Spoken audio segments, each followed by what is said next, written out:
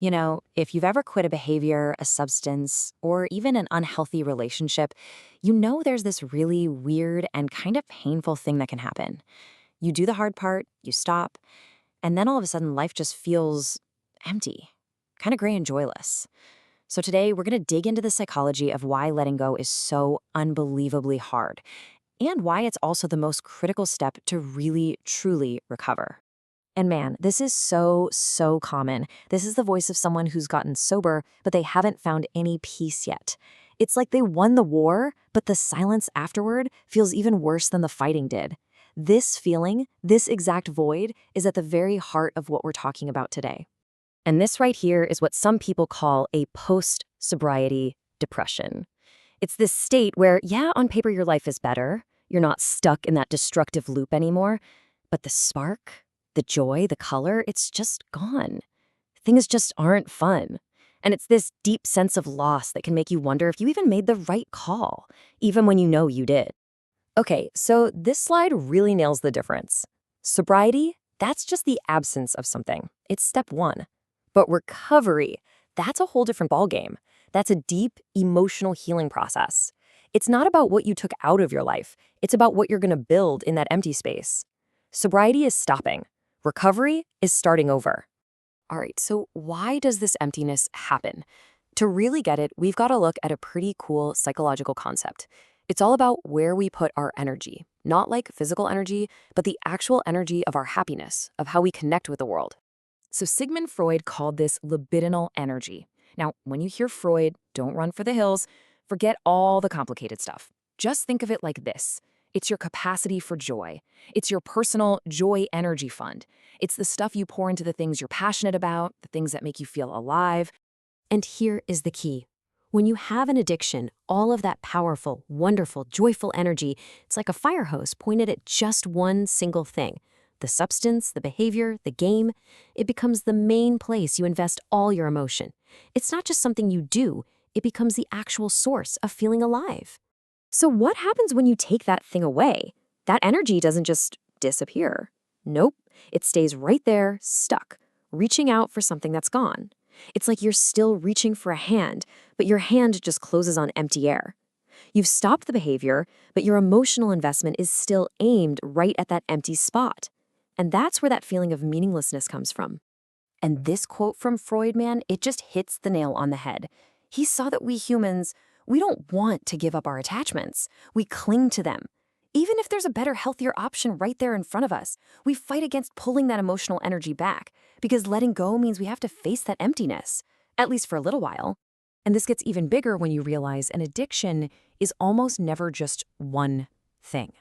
When you give it up, you're not just losing a substance or one behavior. You're losing an entire ecosystem of rituals and feelings and memories. You're losing a whole way of life. I mean, just think about what that really means. It's the happy hour with your friends. It's that beer at the game. It's how music sounded or how it made your social anxiety just disappear. Or maybe it's that thrill of finally winning in a video game. Each and every one of those is its own little attachment, its own little thread of that joy energy. And that's exactly why this feels like grief. It really is a kind of mourning. It's not one big heartbreak. It's this slow, painful process of saying goodbye to hundreds of tiny little pieces of your life. Every single time a situation comes up where you would have reached for that old thing, it's like a small death. Another cut. So, if letting go is that painful, what's the path forward? Well, it means doing probably the hardest thing you can imagine, turning towards that emptiness, not away from it.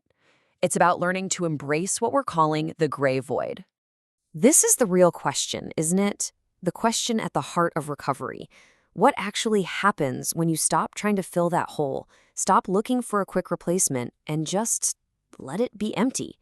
When you finally pull all of that emotional energy back into yourself. You enter the gray void. It's that in-between place. The old source of joy is gone, but the new ones haven't had time to grow yet. So life just feels flat, colorless, uninspired. Nothing feels good, because the very thing that made things feel good is what you've let go of. But here's the absolute most important thing to get about this void. It is not a sign that you failed. It's not a problem to be fixed. It's the fertile ground. It's the empty garden plot you've just spent all this time and energy clearing out. It's the necessary empty space that you need for something new and better to grow. And here's the trap. This is what keeps so many people stuck. When you're in that void, there's a little voice in your head, and it's screaming, "This is it. This is your life now. It's going to be this empty forever." And that fear, the terror of that emptiness, is what sends you running right back to the memory of the old thing, and it stops you from ever really moving on. So what's on the other side? What does life actually look like after you've sat in that uncomfortable gray space and you've allowed yourself to fully grieve and let go? Well, that's where true recovery actually begins. And I love this idea. It completely flips the script on that earlier metaphor. Every one of those painful little goodbyes, every time you snip a tiny thread to your old way of life, it's not an act of dying. It's an act of living. It's 1,000 tiny beginnings that all together let you start fresh. You know, if all this sounds a little out there, think about it like this. It's a perfect analogy. You just can't fall in love with someone new until you're truly, completely over your ex, right? As long as a part of you is still invested in the past, comparing every new person to what you lost, you just don't have the space to build a real new connection. You have to pull that energy back first. And here's the beautiful part, the real promise in all of this. Your libidinal energy, that capacity for joy you have, it doesn't want to stay empty forever. It naturally wants to find new things to connect to, new passions, new people, new sources of joy. But it can only do that after you've truly let go of the old thing and accepted that uncomfortable temporary space in between. So in the end, it's not just about stopping something. It's about grieving and detaching and very bravely creating an empty space. Because that emptiness, it's not a void to be afraid of. It's a field of infinite potential. So the final question isn't about what you lost. It's about what